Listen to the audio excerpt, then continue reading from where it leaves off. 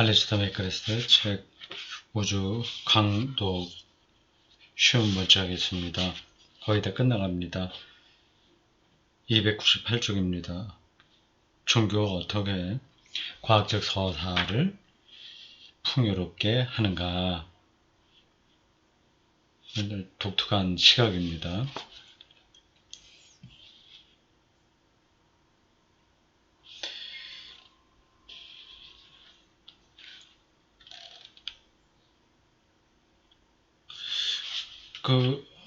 어떻게 하는가? 그래서 세 가지라고 얘기했습니다. 첫 번째는 296쪽에 있는 이야기인데, 기독교는 실제의 정합성에 대한 확신을 제공한다. 거였고요. 두 번째는 앞서 지적한 대로 기독교는 과학으로 대답할 수 없는 것들의 답을 제공한다. 과학자들이 이건 인정하지 않을지 모르겠습니다. 과학이 답할 수 없는 것들을 종교가 대답한다는 것은 그거는 그렇게 근거가 있는 게 아니다. 그냥 종교적인 관점이다. 이렇게 보지 않겠습니까? 메카레스가 어떻게 설명하는지 좀 따라보겠습니다. 삶의 의미와 세상의 더 큰 질서 안에서 우리의 위치처럼 궁극적 질문들이라고 불렀던 것들 말이다. 궁극적 질문들. 이 세계가 왜 존재하는가? 궁극적 미래는 어떻게 되는가? 이런 거죠. 그리고 과학이 대답할 수는 없습니다. 과학은 지금 물리 생물학적인 현상, 지금 나타나고 있는 그런 것들을 정합성에 맞도록 설명하는 거지, 이게 왜 있는지는 모르는 겁니다. 이 답변들은 과학적 방법론에 엄격하고 일관된 적용을 보완해 주는데, 과학만을 의미와 가치의 토대로 볼 때 찾아오는 실존적 진공 상태로부터 우리를 보호한다.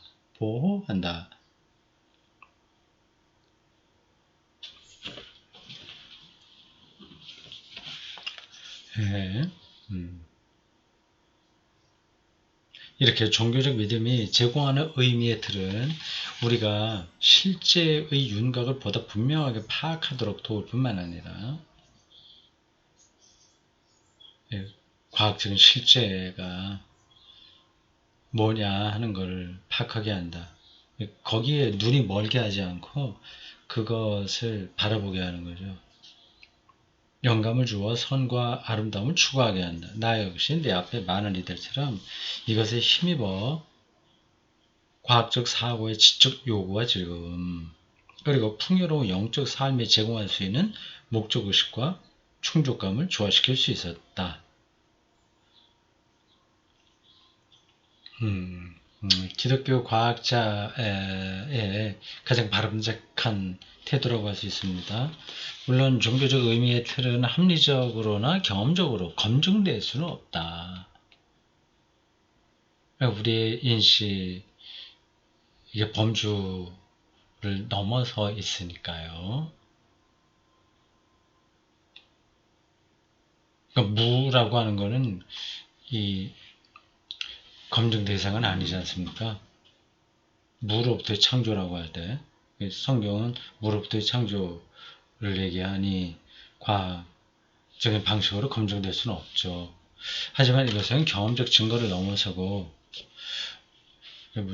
경험적 증거만이 절대적인 건 아닌 겁니다. 의미와 가치라는 더 심오한 문제들을 숙고하는 모든 메타서사가 공유하는 단점이다. 합리적이고 경험적으로 검증하려고 하는 것,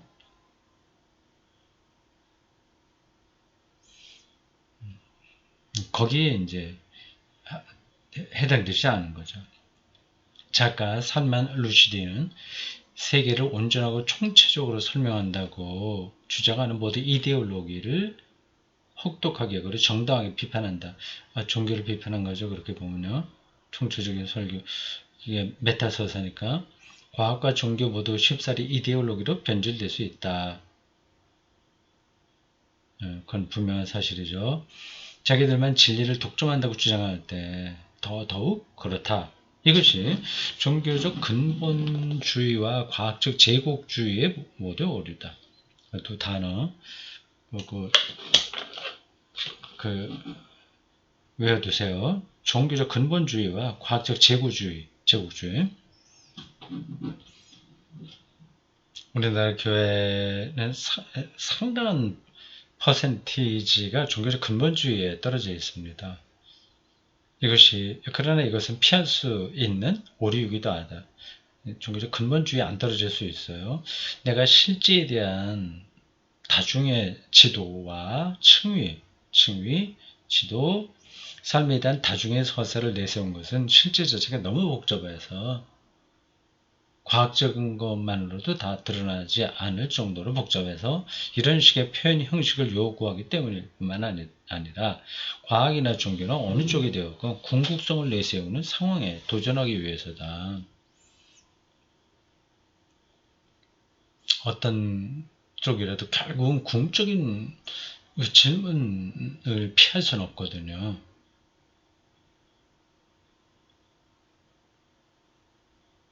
왜 중력이 작용해야 되는지 그 현상 그건 알 수 있지만 왜 그래야 되는지에 대한 궁극적인 질문에 그걸 피할 수는 없는 거죠.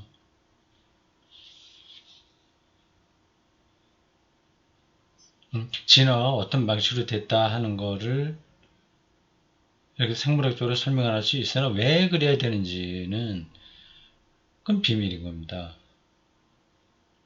셋째, 종교는 과학의 서사가 기술 관료적인 평범한 것들의 지루한 목록으로 붕괴되지 않도록 막아줌으로써 과학의 서사를 풍부하게 준다. 좀 어려운 표현이긴 합니다. 기술 관료적인 기술. 이렇게 기술적으로 모든 것들을 다 쉽게 처리해 버리려고 하는 거, 그게 기술 관료주의거든요. 그게 단조로운 거죠, 그런 것들은요. 사회학자 막스 베버는 탈주술화라는 용어를 사용했는데 이것은 자연을 측정하거나 수량할 수 있는 것으로 제한하는 방식. 자연을 측정하거나 수량하, 이거 계량화라고 합니다. 계량이 아니라 계량. 이거 제한하는 방식. 과도하게 지성적이고 합리주의적인 방식으로 자연을 바라보는 것을 가리켰다.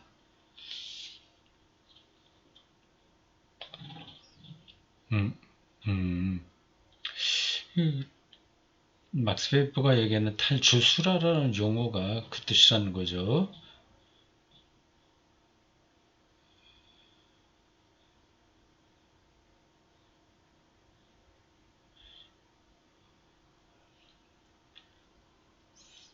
그게 주술적이라는 거예요? 그래서 거기서 벗어나야 된다는 얘기예요? 아니면 종교의 주술적인 세계로부터 이렇게 측정하거나 수량하거나 지상적이고 합리적인 방식으로 자연을 바라봐야 된다는 얘기야. 이건 애매합니다. 이 문맥에서는 탈주술화하면 좀 더 봅시다. 종교적 관점은 이러한 합리주의적 정권법의 효용을 결코 부정하지 않는다.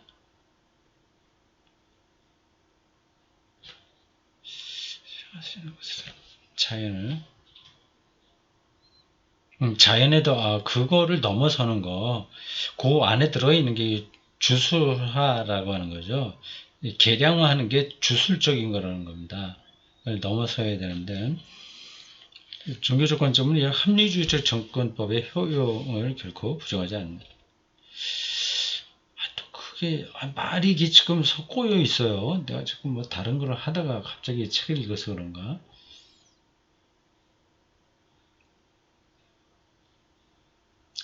지나가겠습니다. 실제에 대한 온전하고 만족스러운 설명이 이루어지려면 해야 할 말이 더 있다고 주장할 뿐이고 이것이 이루어질 수 있도록 과학적 서사를 보충할 서사를 제공할 따릅니다.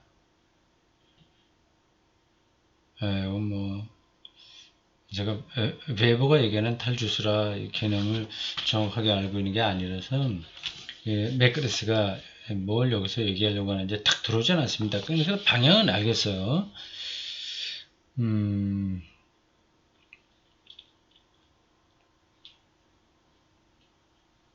이 책을 마무리하면서 나는 두 명의 뛰어난 과학자 알베르트 아인슈타인과 칼 세이건의 일부 발언을 고찰해 보려고 한다. 두 사람의 말은 믿음의 선사가 세상을 바라보는 과학적 방식을 어떻게 풍요롭게 하고 깊이 있게 만들 수 있는지 검토하는 데 도움이 될 것이다.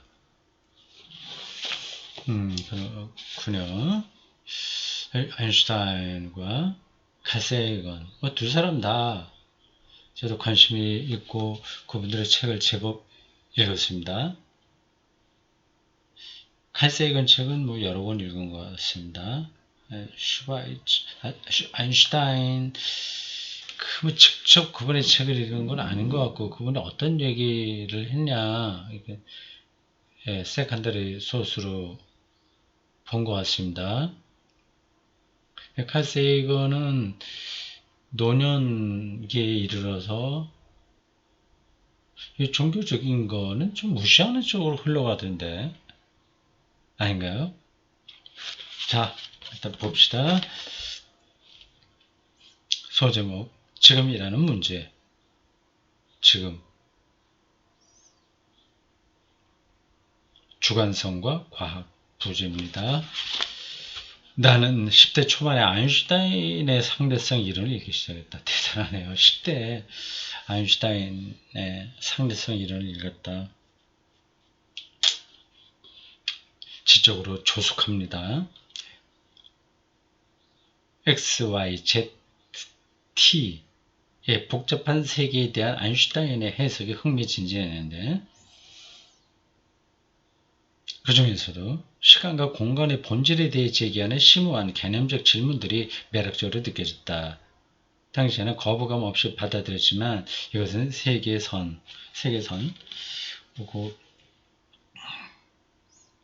한자로 나와 있습니다. 세계와 선 긋는 거요. 라인, 월드 라인스. 물리적 사건은 어떤 장소, 어떤 시간에 일어나는데 시공간을 일지화시킨 4차원 공간에 이것을 표시하면 하나의 점이 된다. 이것을 세계점이라고 하고 이 세계점이 만드는 운동의 궤적을 세계선이라고 한다. 참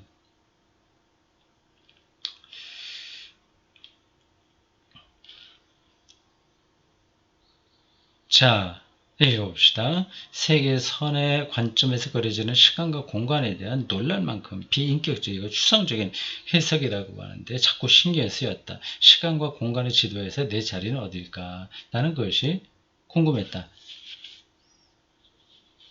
시간과 공간 여기 결합돼서 지금 우리가 세상을 경험하는 거거든요.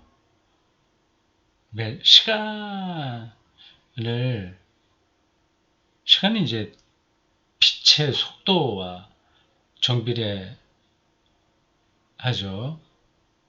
근데 이제 빛의 속도와 공간, 이게 굉장히 복잡해집니다. 근데 빛의 속도를 넘어가면 공간 이동을 한다는 건데, 근데 말만 우리가 들었지, 실제로 이게 가능한지는 이제 이론적으로는 가능한데, 실제로는 그게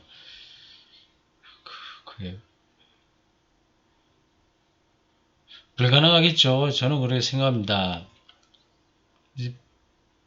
근데 지금부터 이제 조선시대로 넘어간다? 거꾸로 흘러간다? 그게 이제 불가역인데 안 되겠죠? 근데 이론적으로는 시간과 공간의 결합을 통해서 된다고 합니다. 이게 비밀이죠. 그런 것도요. 이 생각이 다시 떠오른 시점은 이 책의 집필을 위한 배경 조사를 하면서 아인슈타인의 서신을 읽을 때였다. 그가 죽기 몇 달 전에 쓴 편지 한 통이 특히 내 마음을 사로잡았다. 그래서 위로의 편지였는데 1955년 3월에 죽은 평생직이 미켈로 베소의 유족에게 보낸 것이었다. 이 편지에서 아인슈타인은 친구의 죽음에 대해 슬픔을 표현하고 자신의 소감을 밝혔다. 짤막한 그 소감문입니다. 그가 이 이상한 세계에서, 이 세계는 지금 여기 살고 있는 세계죠. 이상한 세계요. 예. 나보다 조금 먼저 떠났군요. 그것은 아무 의미도 없습니다. 우리처럼 믿음이 있는 물리학자들은 과거와 현재, 미래의 구분이 집요한 망상일 뿐임을 알고 있으니까요. 이건 네, 기독교적으로도 의미 있는 발언입니다. 근데 그렇게 말을 하시는데 실제로 그걸 느낄 수는 있으나 그대로 살기는 뭐 쉽지 않은 거죠. 뭐 죽음과 삶이 일체다, 뭐 이런 비슷한 얘기입니다. 창조와 종말이 하나다. 영원한 삶은 시간이 연장되는 게 아니라 하나님의 생명 속으로 흡수되는 거다. 이런 표현들입니다. 우리는 이제 시간의 절대적인 지배를 받고 있는 이 공간 안에 살아서 그런 말들을 실감하기 어렵습니다. 천재라고 할까? 아주 고수들, 이런 사람들은 그걸 이제 느끼는 거죠. 상대성 이론을 아는 사람이라면 아인슈타인이 무슨 말을 하는지 정확히 알 수 있을 것이다. 어떤 층위에서는 그의 말이 옳다. 그러나 대부분의 사람들에게 그의 말은 실존적으로 만족스럽지 못할 것이다. 제가 금방 한 이야기예요. 이게 시공간 안에 꽉 묶여있기 때문에 이런 고수들의 말을 실제 삶에서 받아들이기는 어렵습니다. 베소가 아인슈타인보다 먼저 죽었다는 사실에 아무 의미가 없다? 대부분의 사람들에게는 과거와 현재와 미래를 가르는 주관적 구분이 실제하고 대단히 중요하다. 물리학은 한 가지를 말하고 심리학은 그와 전혀 다른 것을 말한다. 그렇다. 우주적 시간에 비춰볼 때 인간의 삶은 믿을 수 없을 만큼 짧다. 하루살이나 인간이나 똑같죠. 우주의 시간에서 보면 그렇습니다. 그러나 그것은 우리가 가진 유일한 삶이다. 우리는 4차원 시공간의 지극히 작은 한 조각만 차지할 뿐이지만 선하고 의미 있는 삶을 살기를 원한다. 하루살이와 같으니까 하루살이처럼 살아도 된다. 그 얘기 아니라 그게 전부이니 더 의미 있게 살기를 원한다. 그죠? 그건 맞는 얘기죠. 우리는 물론 시공간이라는 추상적인 틀을 써서 우리의 시간 경험을 조직할 수 있다. 그러나 이 틀 자체는 우리 대부분에게 개인적으로 대단히 의미심장한 실존적 경험을 담아낼 능력이 없다. 아주 극심하게 가난하고 이렇게 막 그 학대받고 하는 사람에게 아구 인생 금방 지나가. 이건 뭐 하루 지나가듯이 지나가는 거야. 그러니까 차마 이런 말이 의미가 없는 겁니다. 인간은 객체이자 주체이다. 우리 각자에게는 나름의 지금 여기 순간 살아가는 지금 여기 하이데거도 이 용어를 중요하게 생각했습니다. 아우겐 물릭이라고요. 순간입니다. 그걸 말하는 거죠. 아우겐 물릭, 순간, 지금 있고 우리는 그것을 우리가 기억하는 이전의 사건들과 구분하며 그렇죠.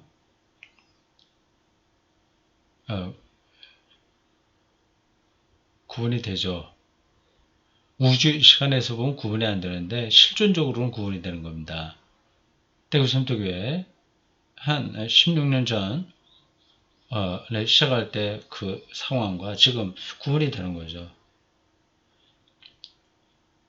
우리가 예상하거나 상상하는 미래의 사건들과도 구분한다.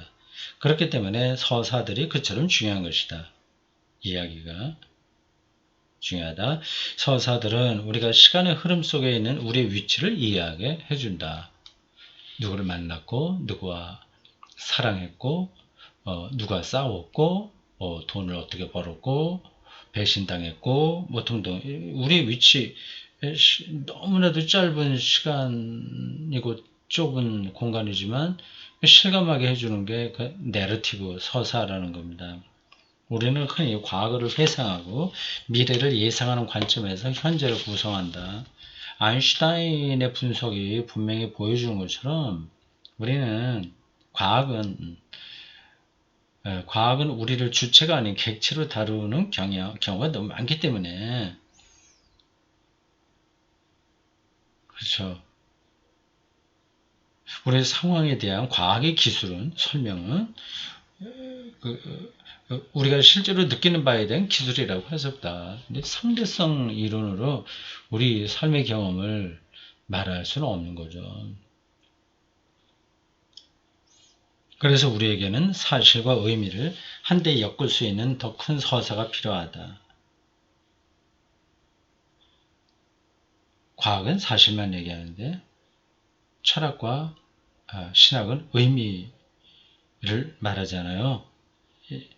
그거를 할 수 있는 서사가 필요하다. 우리는 삶의 인지적 차원과 실존적 차원, 인지적 차원은 사실을 말하고 실존적 차원은 의미를 얘기하는데 이거를 아우르는 풍성한 실제관을 추구한다. 철학자 루돌프 카르납이 아인슈타인과 나눈 대화를 보면 아인슈타인도 이 문제를 통렬히 인식하고 있었다는 사실을 알 수 있다. 당연하죠. 그거를 왜 모르겠어요. 카르납은 프린스턴의 고동연구소에서 얼마간 지내는데 그곳에서 고동연구소가 뭔가? 아인슈타인의 연구에서 발생하는 철학적 문제들에 대해 그와 대화를 나눌 기회가 있었다. 카르납은 유명한 철학자입니다. 나중에 회고록에서 그 일을 이렇게 회상했다. 한 대목 인용합니다. 짧아요. 지금의 문제는 지금 다운표였습니다. 또 강조하는 거예요. 지금 시간과 공간 안에서 과거를 회상하고 미래를 내다보는 지금 여기 이 문제는 아인슈타인에게 심각한 우려를 안겼다. 이 우주와 시간과 공간의 이 결합에 의해서만 되는 것을 넘어서는 세계까지 말하는 생각하는 이에게는 이게 이 지금이라고 하는 게 부질없는 거거든요. 확 지나가 버리는 거니까. 근데 이 심각한 우리를 안겼다. 그는 지금의 경험, 시간 공간 안에 이 경험, 인간에게 특별한 어떤 것, 과거와 미래와 다른 어떤 것을 의미하며 이 중요한 차이는 물리학에서는 벌어지지 않고 벌어질 수 없다고 설명했다.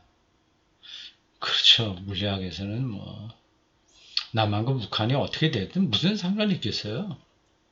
일본 아베가 저렇게 땡깡을 부리든 안 부리든 물리학의 세계에서는 아무 상관이 없는 겁니다. 딱 흘러가 버리고 말 뿐이죠. 이게 신학도 자칫하면 이제 그런 말만 할 수 있어요. 하나님 거시담론만 얘기하다가 그걸 현재 그 실존, 기독교는 실존 이걸 놓칠 수 있습니다. 저에게도 그런 경향이 좀 있죠. 그래서 어떤 우리 교우들은 설교를 듣고 많은 걸 생각하게 해주는 건데 그래서 어떻게 하라는 말이냐 그런 질문들을 예전에 좀 많이 했습니다. 요즘은 조금 그 관점을 실존 의미 여기에도 좀 맞추는 경향이 저에게 있습니다. 이 경험의 실존적 중요성을 부인하기는 어렵지만 과학은 그 경험을 포착할 능력이 없고 아인슈타인은 이 사실을 받아들일 수밖에 없는 것을 고통스럽게 여겼다고 카르납은 묘사했다.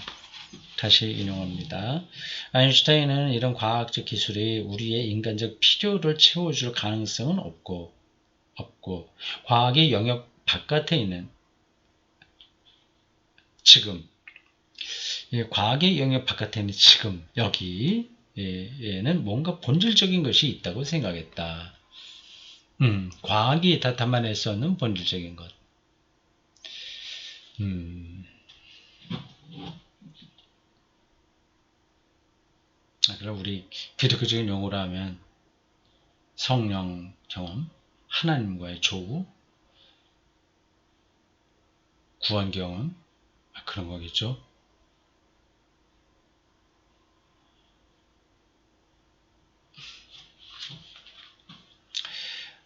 아인슈타인의 문제는 물리학에서 인식 주체를 배제한 데서 생겨나는데, 인식 주체를 배제하는 데서 생겨나는데, 오스트리아 물리학자 에르빈 슈레딩어, 이 사람도 유명한 물리학자인데, 는 이런 현상의 유래를 고대 그리스 자연 철학에서 찾는다. 하지만 나 관점은 인간 조건의 근본이자 핵심이다. 이것은 실제에 대한 실존론적 의미 있는 모든 해석에서 배제될 수 없다. 그것은 다시 도입되어야 하고, 그러기 위해서는 이처럼 결정적으로 중요한 측면에 빠져 있는 서사들의 확장, 풍요화 또는 교정이 이루어져야 된다. 그걸 이제 신학이, 종교가 감당한다는 거죠. 요점은 분명하다. 카르납에 따르면 아인슈타인은 과학적 기술은 테크닉이 아니라 설명한다는 기술, 쭉 뭐예요, 기술.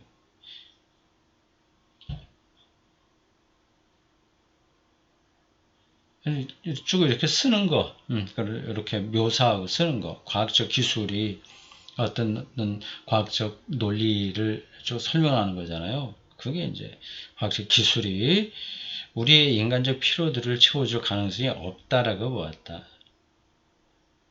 물론 아인슈타인은 그렇죠, 과학 상대성 이론을 깊이 한다고 그래서 그게 우리에게 지금 여기서 이것저것 문제로 고통당하거나 즐거워하는 사람들에게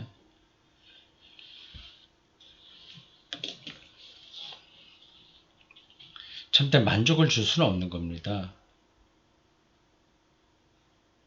물론 아인슈타인이 이런 실존적 결점이 있는 것이 과학적 기술이 틀렸다는 뜻이라고 시사한 바가 없으면 분명히 그렇지도 않다.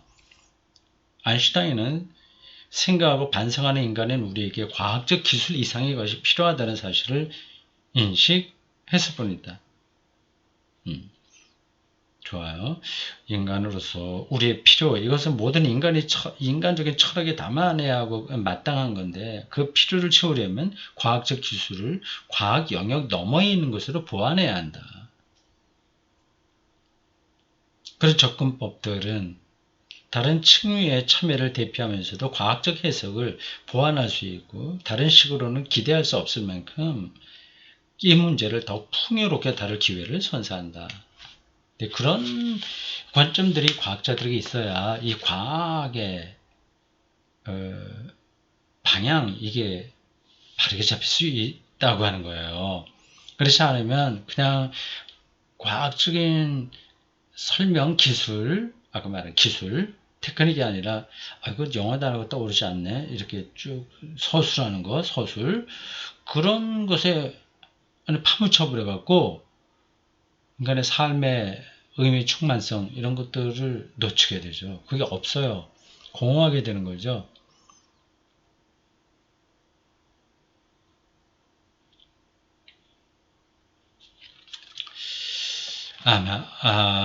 이 맥그레스를 반대하는 그 과학자들 앞에 쭉 많이 나왔죠. 몇몇 그런 사람들. 그런 사람들이 맥그레스 이야기를 좀 냉소적으로 볼 겁니다. 아이고, 그건 뭐 잘 몰라서 하는 얘기야. 그 종교를 너무 변호하려고 하는 거야. 그 아무리 그 의미 충만성이 없다고 하더라도 과학이 말하는 그 세계가 절대적이야. 그거 말고는 없어. 그렇게 말하고 싶어 하겠죠.